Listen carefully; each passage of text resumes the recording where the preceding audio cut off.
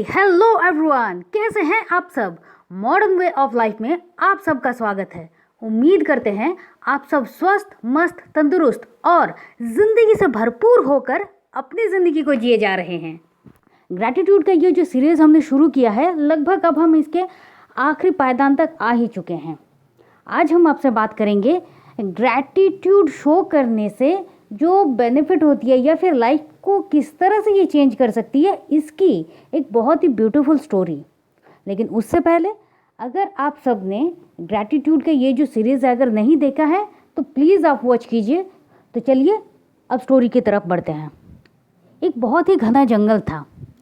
उस जंगल में एक पक्षी रहती थी। सारी पक्षियों की तरह वो भी अपनी ज़िंदगी को बहुत ही खुशी से जीना चाहती थी, लेकिन कुछ ऐसी बातें थी, कुछ ऐसी घटनाएं थी जो उसको बहुत ही खुश तरीके से, खुशनुमार तरीके से अपनी ज़िंदगी को जीने ही नहीं देती। और उसका क्या कारण था उसको खुद भी नहीं पता था।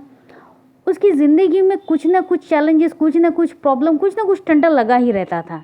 वो खुद सोचती मेरी ज़िंदगी में इतने प्रॉब्लम्स क्यों हैं, जबकि मेरे जो साथी है, बंधु हैं, वो सब इतनी खुशी से अपनी ज़िंदगी को जी रहे हैं, तो मैंने क्या किया है।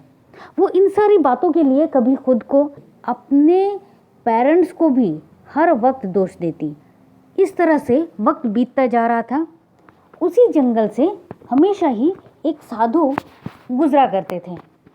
एक दिन उस नन्ही सी पक्षी ने सोचा, चलो ये साधु तो बहुत ज्ञानी हैं, तो इनसे पूछते हैं कि ऐसी कौन सी बात है जो मेरी ज़िंदगी में खुशी को मेरे दरवाजे तक नहीं ला रही।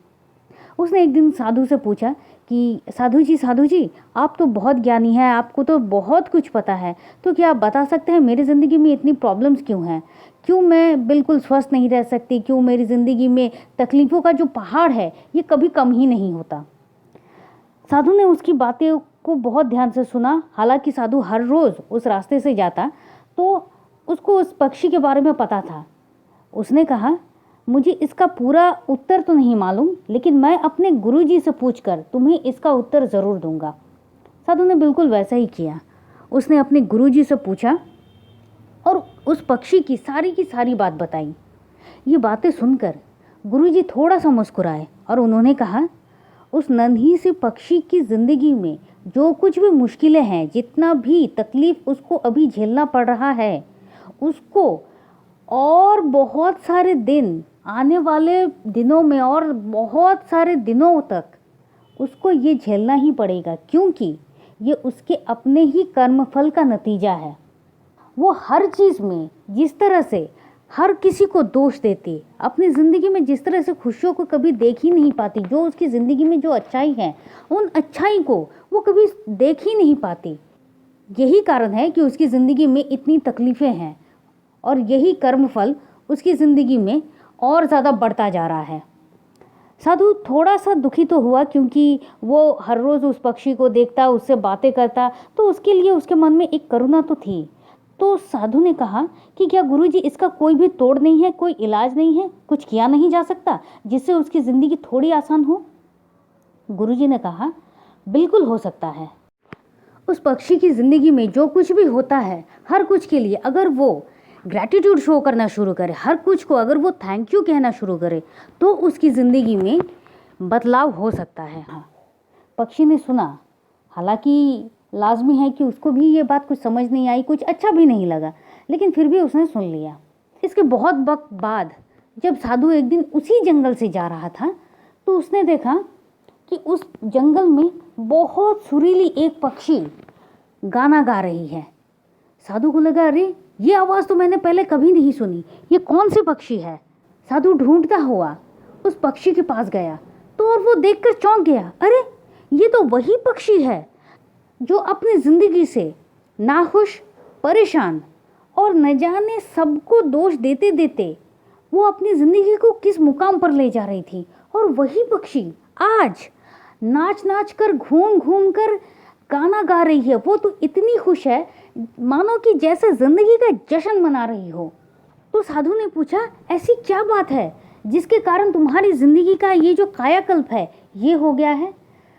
तो उस नन्ही से पक्षी ने कहा, साधु जी आपने जब कहा कि मुझे हर चीज़ के लिए ग्रैटिट्यूड करना है, थैंक यू कहना है, तो मुझे बहुत कुछ अच्छा तो नहीं लगा, लेकिन मुझे लगा कि अगर ये कोई एक तरीका है तो, और ये अगर जीने का माध्यम है, तो मैं इसे ज़रूर अपनाऊंगी। और उसके बाद से ही मैंने हर चीज़ के लिए मन से थैंक यू कहना शुरू किया। जो कुछ भी मुझे खाने को मिलता, पीने को मिलता, मैं हर चीज़ के लिए थैंक यू कहती। अगर कभी ऐसा हुआ कि मुझे खाने को नहीं मिला, तो उसके लिए भी मैं थैंक यू कहती, क्योंकि जो कुछ भी मेरे पास आ रहा है, जो कुछ भी मेरे पास है, मैंने अपने शरीर के लिए, अपने आवाज़ के लिए, अपने पंखों के लिए, मेरे पास जो कुछ भी है उन सब कुछ के लिए, अपने पेरेंट्स के लिए, अपने दोस्तों के लिए, सब कुछ के लिए सिर्फ थैंक यू कहना शुरू किया। एक बार ऐसा हुआ कि मुझे प्यास लगी थी और मैं पेड़ से गिर भी गई, लेकिन फिर भी मैंने थैंक यू कहा, क्योंकि हर चीज़ के लिए आपने कहा था मन से थैंक यू करो। और आज मेरी ज़िंदगी बिल्कुल बदल गई है। साधु बहुत खुश हुआ कि ग्रैटिट्यूड का ये इतना बड़ा बेनिफिट हो सकता है, ये जानकर साधु खुद भी हैरान थे। तो कहना यही है आप सबसे कि ग्रैटिट्यूड शो करना अपनी ज़िंदगी को एक अलग आयाम की तरफ ले जाता है। तो प्लीज़ आप सब भी ग्रैटिट्यूड शो करना शुरू कीजिए। चलिए फिर मिलते हैं, और तब तक के लिए खुश रहिए, मस्त रहिए, आबाद रहिए, क्योंकि ज़िंदगी जीने का तरीका बस यही है। Thank you and thank you.